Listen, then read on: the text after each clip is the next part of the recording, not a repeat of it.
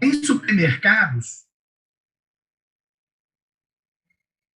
Em supermercados é comum encontrar alimentos chamados de liofilizados, como frutas, legumes e carnes. Carnes, no nosso dia a dia, é bem mais difícil. Legumes também liofilizados são raros no supermercado, mas frutas e principalmente sementes, tá, são muito comuns. Alimentos liofilizados continuam próprios para consumo após muito tempo. A liofilização é um processo de conservação de alimentos, mesmo sem refrigeração, né? A refrigeração é uma forma de conservar alimentos. Você diminui a energia cinética, você diminui a velocidade das reações que causam a decomposição do alimento. A liofilização, ela faz isso e eu vou te mostrar como que isso é feito. Tá? Ela conserva alimentos, diminui, então, as reações que decompõem esse alimento. O termo liofilizado nesses alimentos refere-se ao processo de congelamento. Veja, liofilizado é um processo de congelamento e posterior desidratação por sublimação da água. Pessoal, essas reações de decomposição que os alimentos sofrem acontecem muito por conta da água. Lembra que é por isso que o homem primitivo, e até hoje se faz isso, estou falando do homem primitivo, mas até hoje se faz isso. Pega, por exemplo, a carne da caça, já viram Largados e Pelados? E colocam em cima de um defumador, ou colocam em cima de uma pedra exposta ao sol, para que o sol desidrate aquela carne, aquele alimento. A ausência de água faz com que as reações que ocorrem em meio aquoso, de decomposição dessa carne ou desse alimento, não aconteçam ou aconteçam muito lentamente. Tá certo? Então, só para você fazer uma associação com coisas que você já deve ter visto. O que é a carne seca? Né? É a carne onde você retirou boa parte da água dela. Só que além, a carne seca, na verdade, você tira uma parte da água e ainda salga, né? Na maioria das vezes. Mas vamos voltar para a questão. O objetivo é eliminar a água, você viu, nesse processo.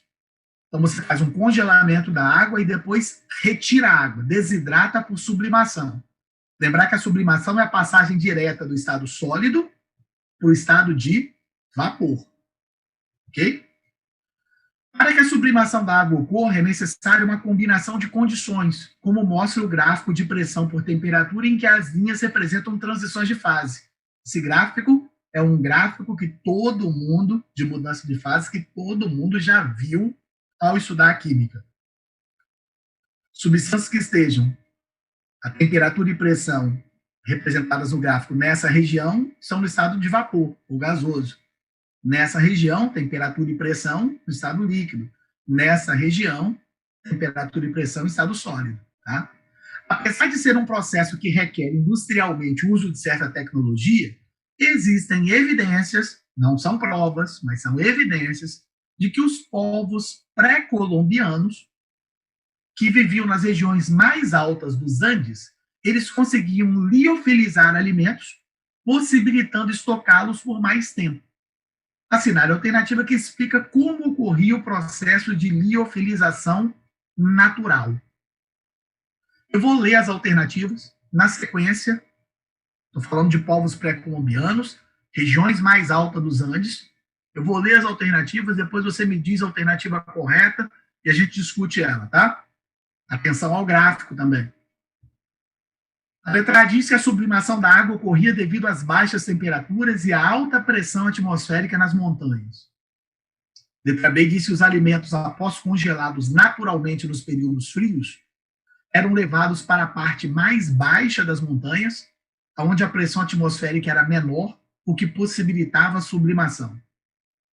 Letra C, os alimentos eram expostos ao sol para aumentar a temperatura e a baixa pressão atmosférica do local favorecia a solidificação.